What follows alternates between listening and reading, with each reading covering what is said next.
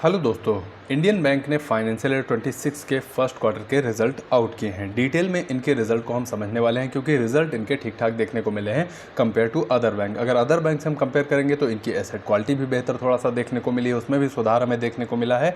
और ग्रोथ की अगर हम बात करते हैं तो यहाँ पर भी ठीक ठाक जो है वो ग्रोथ देखने को मिल गई है। तो वीडियो में हम डिटेल में इनके बिजनेस के साथ साथ इनके नंबर को हम समझने वाले हैं। वीडियो शुरू करने से पहले एक रिक्वेस्ट और जानकारी आपको देना चाहूँगा कि रिटेल इन्वेस्टर का टेलीग्राम चैनल जो है वो लॉन्च हो चुका है। अगर आप ब्रोकरेज हाउसेस के व्यू क्या हैं स्टॉक्स पे, सेक्टोरल उनका एनालिसिस कैसा है, इन सब के बारे में आप डिटेल में जानकारी चाहते हैं तो टेलीग्राम चैनल को दोस्तों सब्सक्राइब करना बिल्कुल मत भूलिएगा। लिंक मैंने डिस्क्रिप्शन बॉक्स में आपको दे दिया है। तो वीडियो की शुरुआत में सबसे पहले हम बात करने वाले हैं इनके डिपॉजिट के नंबर के बारे में।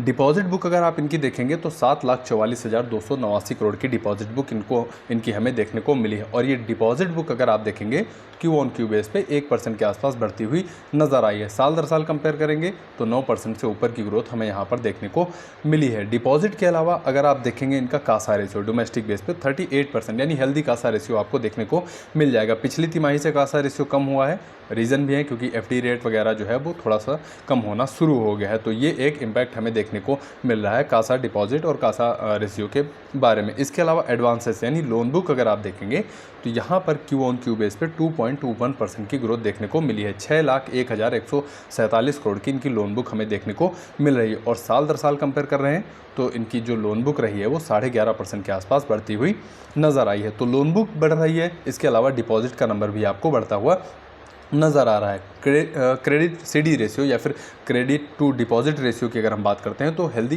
क्रेडिट टू डिपॉजिट रेशियो भी हमें देखने को मिल रहा है। 80% से ऊपर हमें देखने को मिल रहा है। इसके अलावा कासा रेशियो के मैंने बारे में आपको बता ही दिया 38%। अब ये जो डिपॉजिट है इसको हम जो एडवांसेज यानी लोन बुक इनकी है थोड़ा सा डिटेल में समझेंगे कि लोन इन्होंने सबसे ज़्यादा कहाँ दिए। अगर हम लोन बुक की इनकी बात करते हैं तो सबसे ज़्यादा इन्होंने लोन जो दिए हैं वो रैम यानी कि रिटेल, एग्री और एमएसएमई को दिए हैं। 65% अगर आप इनकी टोटल लोन बुक देखेंगे तो 65% इनके जो लोन गए हैं वो इन्हीं 3 सेक्टर को हमें जाते हुए नजर आए हैं। अगर हम रिटेल की बात करते हैं तो 1,23,657 करोड़ के लोन इन्होंने रिटेल को दिया। अब रिटेल में बहुत सारे लोन आ जाते हैं, होम लोन, पर्सनल लोन और कार लोन, इस टाइप के। एग्री लोन की अगर हम बात करते हैं तो यहाँ पर 1,44,160 करोड़ के लोन इन्होंने एग्रीकल्चरल जो है सेक्टर को दिया है। इसके अलावा एमएसएमई छोटे जो स्टार्टअप होते हैं उनकी अगर हम बात करते हैं तो यहाँ पर आप देखेंगे 95,000 करोड़ के आसपास यहाँ पर इन्होंने लोन प्रोवाइड किए हैं। अब लोन ग्रोथ तीनों सेगमेंट में अगर आप देखते हैं तो ठीक ठाक लोन ग्रोथ हमें देखने को मिली है। 16% से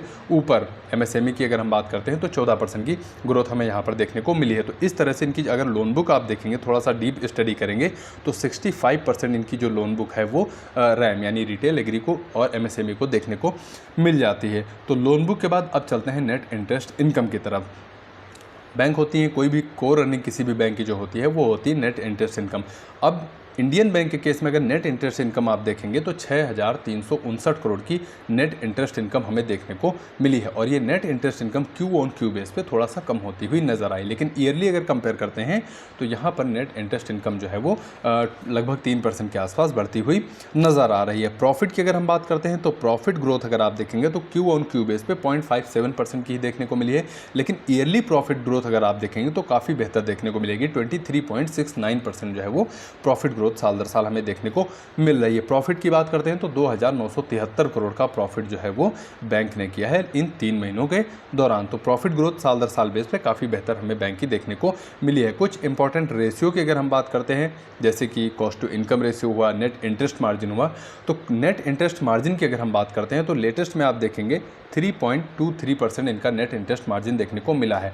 हर बैंक के नेट इंटरेस्ट मार्जिन तो देखने को हमें मिल रहा है, वहाँ पर प्रेशर थोड़ा बहुत देखने को मिल रहा है। इंडियन बैंक के केस में भी आप देखेंगे कि नेट इंटरेस्ट मार्जिन में क्यू ऑन क्यू बेस पे थोड़ा सा प्रेशर देखने को मिला है। और इसके अलावा साल दर साल भी इनके नेट इंटरेस्ट मार्जिन जो है वो कम होते हुए नजर आए हैं। डोमेस्टिक बेस पे अगर कंपेयर करेंगे तो यहाँ पर भी इनका नेट इंटरेस्ट मार्जिन का जो नंबर है साल दर साल और क्यू ऑन क्यू बेस पे भी कम होता हुआ नजर आया है। कॉस्ट टू इनकम रेशियो की अगर हम बात करते हैं तो ठीक ठाक कॉस्ट टू इनकम रेशियो हमें देखने को मिल रहा है 45% के आसपास, यानी कि बैंक को अगर 100 रुपये कमाने हैं तो उसमें से 45 रुपीज़ जो है वो खर्च करने पड़ रहे हैं। कॉस्ट टू इनकम रेशियो को आप ऐसे शॉर्ट में समझ सकते हैं। तो कॉस्ट टू इनकम रेशियो भी ठीक ठाक हमें देखने को मिल रहा है। इसके अलावा फिर ईपीएस की बात करते हैं, अर्निंग पर शेयर, वहाँ पर भी ग्रोथ देखने को मिली है ईयरली क्वार्टरली, जो कि अच्छी बात है।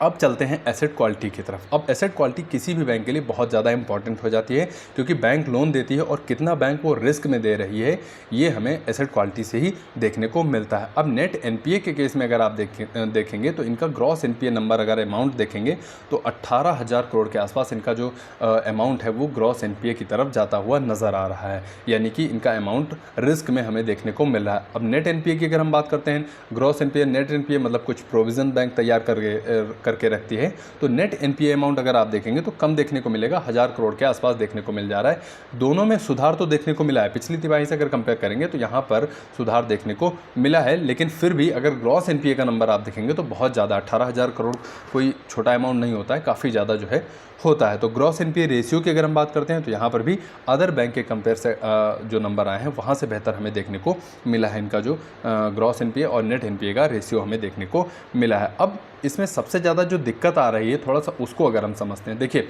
अभी मैंने वीडियो के स्टार्टिंग में आपको बताया था कि बैंक ने 65% अपने जो लोन दे रखे हैं वो 3 सेगमेंट में दे रखे हैं, रैम यानी कि रिटेल, एग्री और एमएसएमई को। अब इस सेगमेंट में आप देखेंगे कि अगर रिटेल की हम बात करते हैं तो यहाँ पर 1,23,697 करोड़ जो लोन इन्होंने दिया है उसमें से 1,522 करोड़ का इनका एनपीए हमें देखने को मिल रहा है, ग्रॉस एनपीए, यानी कि 1,522 करोड़ इनको मिलना थोड़ा सा मुश्किल हो रहा है। एग्रीकल्चर की अगर हम बात करते हैं तो यहाँ पर 1,44,000 करोड़ में से आप देखेंगे 8,626 करोड़ मिल पाना मुश्किल हो रहा है, जबकि सबसे ज़्यादा अगर ग्रॉस एनपीए का नंबर आप देखेंगे तो सबसे ज़्यादा आपको एग्रीकल्चर में ही देखने को मिलेगा, लगभग 6% के आसपास। और एमएसएमई की अगर हम बात करते हैं तो यहाँ पर आप देखेंगे उससे भी ज़्यादा नंबर देखने को मिल रहा है, लगभग 7.5% से ऊपर इनके ग्रॉस एनपीए का नंबर देखने को मिल रहा है। 95,000 करोड़ के इन्होंने लोन दे रखे हैं एमएसएमई को, और उसमें से अगर ग्रॉस एनपीए का अमाउंट देखेंगे तो जो है वो देखने को मिलेगा 7,361 करोड़।